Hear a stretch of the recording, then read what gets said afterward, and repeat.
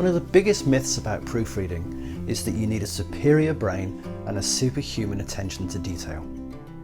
Well, guess what? You don't. In fact, your brain could well be the problem. All you need to save yourself from the pain and humiliation of leaving in the howlers is a pen, a ruler, and some colleagues. Actually, one colleague will do. So here's what you do.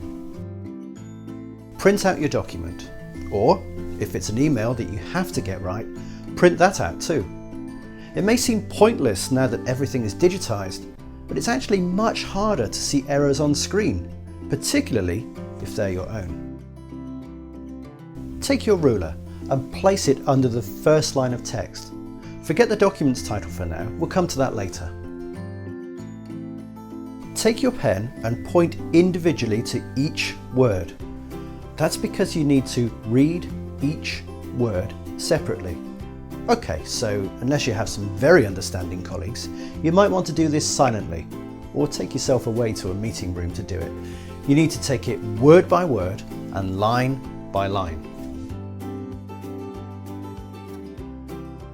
Now go back to the title and do the same for that, but this time read it backwards. Why backwards? Well, you've got to stop your brain trying to understand what you've written. It's counterintuitive, I know, but as soon as your brain starts trying to understand what you've written, it stops seeing what is actually there. Instead, it replaces it with what it expects to see.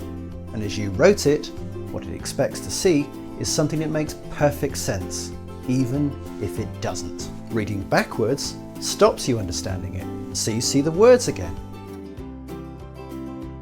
Correct your text, and then print it out again. And if you're working in a team, ask a colleague to look at it. Careful though, make sure they know that you don't want them to edit it. You just want them to check it for typos and other mistakes. This is actually very important, as it's impossible to edit and proofread at the same time. Oh, by the way, if they do suggest edits anyway, for sense or clarity say, make sure you print out the changed version and proofread those passages again. If you want to save trees and you don't want to print it out, that's fine. Save the document as a PDF and view that. Or if it's an email, send it to yourself to put yourself in the shoes of the person you're sending it to. Be aware though that neither of these will be anything like as effective as proofreading a hard copy with a pen and a ruler. It's a shame, but there it is. So there you have it, 5 steps to proofread like a pro.